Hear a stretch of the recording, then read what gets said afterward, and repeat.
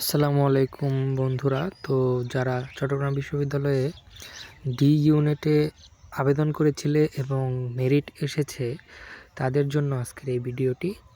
তো এই ভিডিওতে আমি চট্টগ্রাম বিশ্ববিদ্যালয়ের ডি ইউনিটের যে সাবজেক্টগুলো সেগুলো দিয়েছি।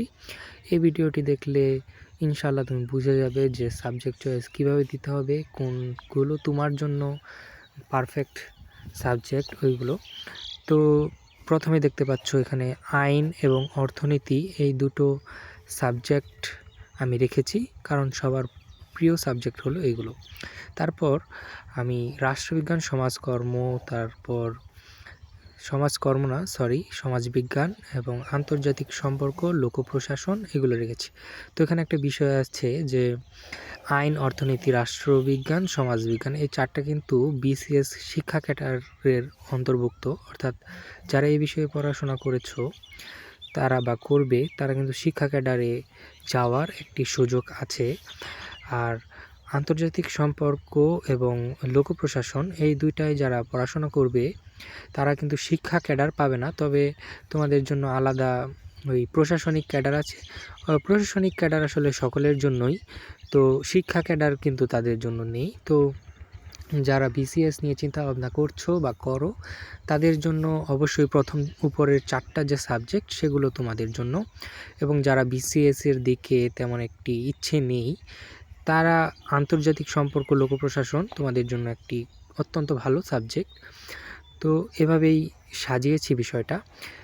প্রথম যে চারটা দিয়েছি এই প্রথম চারটায় আসলে বিসিএসের জন্য ভালো, কারণ প্রশাসনিক ক্যাডারের পরেও যখন তোমার শিক্ষা ক্যাডার থাকে তো তোমার শিক্ষা ক্যাডার হওয়ার জন্য একটি অনেক বড় একটি সুযোগ থেকে যায়, যেগুলো তুমি আন্তর্জাতিক সম্পর্ক, লোক প্রশাসন, তারপরে 7-8 নম্বর যে অপশনগুলো রেখেছি সেগুলোতে নেই।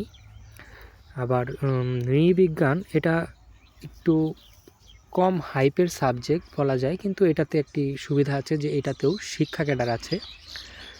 তো এখন তোমরাই বুঝতে পারবে যে কে কোন সাবজেক্ট চয়েস কিভাবে দিবে, কারণ অনেকে আছো যারা শিক্ষা ক্যাডার বা প্রশাসনিক ক্যাডার তথা বিসিএস নিয়ে চিন্তা করো, বিসিএস ক্যাডার হওয়ার ইচ্ছা আছে, তো তারা ওই সাবজেক্টগুলোই চয়েস লিস্টে আগে দেবে যেগুলোতে বিসিএস, শিক্ষা ক্যাডার, প্রশাসনিক ক্যাডার সকল সুযোগ সুবিধায় আছে।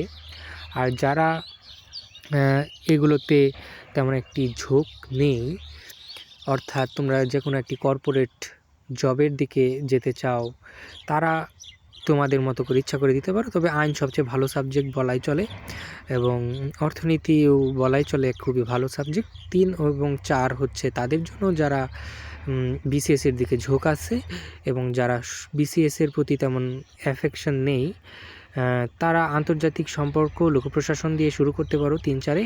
এভাবে তোমরা সাজাতে পারো। আর এর পরবর্তীতে যে 7 থেকে 10 পর্যন্ত দিয়েছি সেটা তোমরা এভাবেই দিতে পারো, কারণ বিষয়টা আসলে আমি চাহিদা অনুযায়ী লিখে দিয়েছি। তো তারপর তোমাদের যা ইচ্ছা। তবে একটা কথা সবসময় মনে রাখবে, যদি কারো কোনো প্রিয় সাবজেক্ট থেকে থাকে যেটা তোমার ভালো লাগে সেটা অবশ্যই সবার উপরে দিবে। পড়াশোনা একটি মজার বিষয়, সেটাতে যদি তুমি ভালো লাগা কাজ করাতে না পারো তাহলে তুমি সেখানে মজা পাবে না। তো সকলের জন্য শুভকামনা। আজকে এই পর্যন্তই। পাশে থাকবে আমার। আসসালামু আলাইকুম।